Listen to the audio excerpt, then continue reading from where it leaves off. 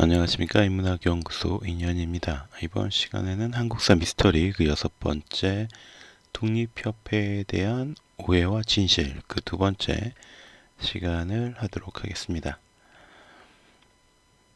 독립협회가 제가 1편에서 말씀드렸던 것처럼 공고하게 자신들의 힘을 갖추어가고 있었다라고는 하지만 당시에 이미 정치계에서 35년 넘게 몸을 담고 있었던 고종은 결코 호락호락한 인물이 아니었습니다.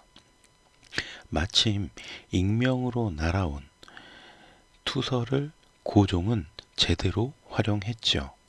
투서의 내용은 1898년 11월 4일 독립협회는 박정양을 대통령으로, 윤치호를 부통령으로, 이상제를 내부 대신으로, 정교를 외부 대신으로 삼고 군주정을 폐지하여 공화정을 세울 것이다 라는 내용이었어요. 물론 이 내용이 완전한 거짓은 아니었습니다. 독립협회는 친미, 친일파가 득세를 하고 있었고 이들은 전제 황권에 대해서 회의적인 입장이었습니다. 그래서 실제로 만민공동회에서 투서의 내용과 같은 논의가 나온 적도 있었다고 해요. 그러나 그들 역시 당시에는 적절한 때는 아니다라고 생각했기 때문에 그런 논의를 폐기했습니다. 그러나 이것은 조병식을 비롯한 친러파에게는 독립협회를 모함할 만한 중요한 건수가 되었고 그래서 고종에게 익명의 투서를 보내게 된 것이죠. 자, 만민공동회의 모습 위키백과에서 가져왔습니다. 고종 역시 이것이 독립협회에 대한 친러파의 모함이다라는 사실을 알고 있었습니다. 하지만 그럼에도 불구하고 이것을 기회로 독립협회를 쳐내기로 마음을 먹게 되죠. 우선 독립협회의 힘이 서양 외교관들에게서 나온다라는 사실을 알고 있었던 고종은 재빠르게 일본과 러시아 공사관에 연락을 해서 나라에서 협회라 이름 붙인 것들을 모조리 혁파하겠다라고 밝혔고요. 그들이 반대하지 않자 독립협회와 확립협회를 모두 해산시켜 버립니다. 지난번에 독립협회에 관해 한계를 정하고 그 이상 활동하지 못하도록 신칙한 것은 따뜻하고 정중히한 것일 뿐만 아니라 지혜를 발달시키고 계명한 대로 나아가도록 한 것이며 회의 순서를 정하고 규정을 따르도록 한 것이었다. 이것은 깨우쳐 인도하는 지극한 뜻에서 나온 것인데 발길을 돌리지 않고 그 자리에서 패거리를 모아 더욱 위세를 부리고 명령을 거역함이 갈수록 방자해져서 심지어는 조정을 꾸짖고 대신을 쫓아내는 데까지 이르렀다. 대궐을 떠나지 않으면서 상소를 올렸을 때의 일을 생각하면 간절한 칙령을 여러 차례 내렸건만은 울부짖는 소리가 온 도성 안에 떠들썩하게 하였으니 만약 신민으로서 조금이라도 양심이 있다면 어찌 이럴 수가 있겠는가? 마지막에는 바로 패단을 수습한다고 빙자하여 내거리에 목책을 치고 백성들을 지휘하여 움직여서 높은 벼슬아치를 위협하고는 결제할 것을 청하도록 다그쳤다. 그리하여 난리의 싹과 재앙의 기미가 당장 나타나게 되었다. 생각이 이에 미치게 되니 나도 모르게 한심하다. 이것을 심상히 처리해서는 안 될 것이니 이른바 협회라고 이름한 것은 모두 혁파하라. 내부, 법무, 경무청, 한성부로 하여금 일체 단속하고 신칙하도록 하되 각 회중에서 가장 드러나게 남들을 부추겨 현혹시키고 사리에 어그러지게 흉악한 짓을 한 자에 대해서는 사실을 명백히 조사하고 엄격히 잡아다 그날로 조율하라. 해당 관원은 높고 낮음을 막론하고 만일 털끝만 치라도 인정에 끌려서 용서해주고 숨겨주는 패단이 있으면 보고 되는 대로 범한 모든 죄를 결코 용서하지 않을 것이다.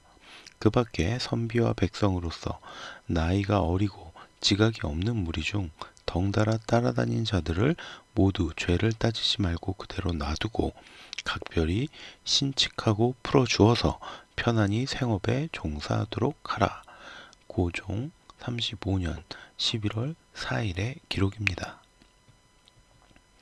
그러나 중추원에서 내보낼 25인의 의관을 선출하기 위해 모였던 민중들은 이런 고종의 발표에 크게 반발을 해서 즉석에서 만민공동회를 열어서 거세게 항의를 했고요.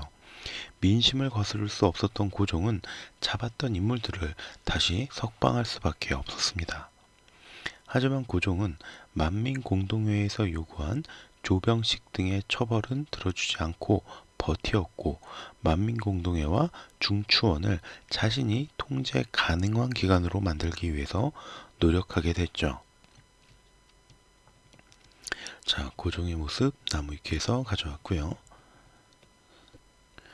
그러던 중에 11월 21일 해산되었던 황국협회 소속의 보부상단이 만민공동회를 습격하여 폭력을 행사하는 일이 벌어집니다. 그러자 다음 날에는 만민공동회를 비롯한 한양의 민중들이 보부상단을 공격했고요. 보부상단을 쫓아낸 뒤로 다시 만민공동회를 개최합니다. 결국 고종은 도망쳤던 윤치호 등의 수배를 풀어주는 한편 독립협회의 수뇌부를 모함한 조병식 등 5명을 유배형에 처합니다. 그리고 11월 26일 고종은 직접 만민공동회에 나타나서 협상을 하게 되는데 독립협회를 되살리는 것과 보부상을 혁파하는 등의 내용 그리고 조병식 등 5인을 처벌하는 데에 동의하는 한편 더 이상 만민공동회가 조정의 일에 간섭하지 못하도록 하는 조건을 수락시킵니다.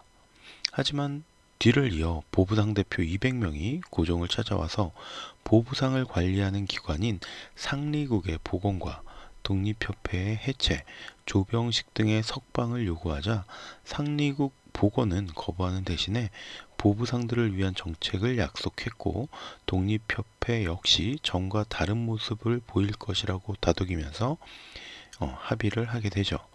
그러나 양측 모두의 입장을 만족시킬 수는 없었습니다.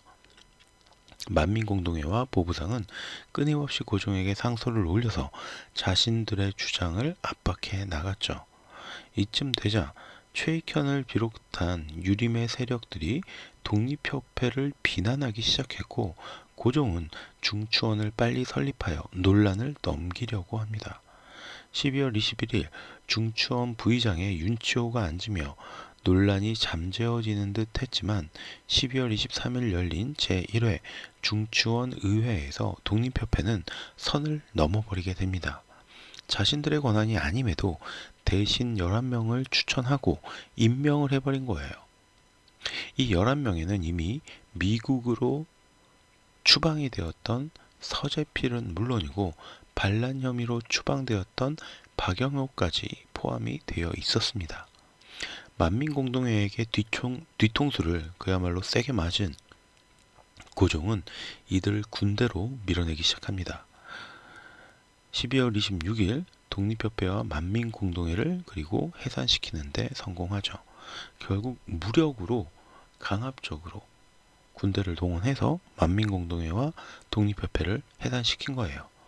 만민공동회는 어쩌면 민주정치의 초석이 될 수도 있는 대중집회였지만 이러한 정치적인 투쟁으로 인해서 안타깝게 역사에서 사라지게 된 것이죠. 이후 핵심 인물인 안창호, 주시경, 이상재 등은 독립운동가로 활동을 했고요. 이승만은 훗날 대한민국 초대 대통령이 되었고 안경수는 고종에 의해서 참사를 당했고요. 서재필은 다시 미국으로 들어가서 다시 돌아오지 않았습니다. 이완용, 김종한, 민상호, 이근호, 권재영, 윤치호 등은 반민족적 친일파로 돌변하게 되었죠. 독립협회의 인물들 출처는 한국민족문화대백과사전에서 가져온 사진입니다.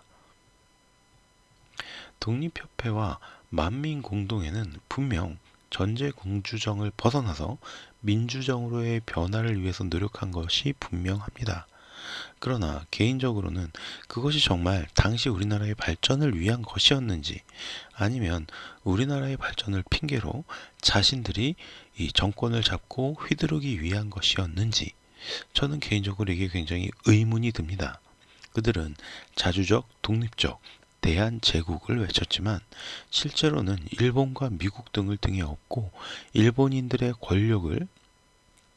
본인들의 권력을 강화하기 위해서 노력했다라고 느껴집니다. 물론 독립협회의 모든 이들이 다 그랬다라는 건 아닙니다.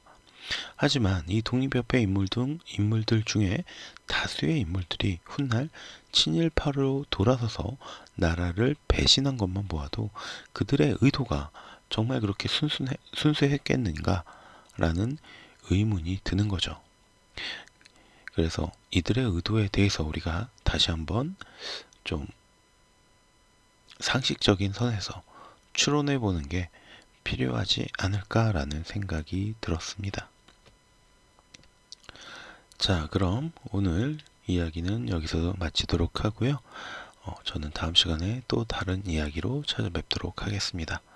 오늘 제가 들려드린 컨텐츠가 여러분들의 흥미와 호기심을 어느 정도 만족시켜 드렸다면 구독과 좋아요도 부탁드리겠습니다. 감사합니다.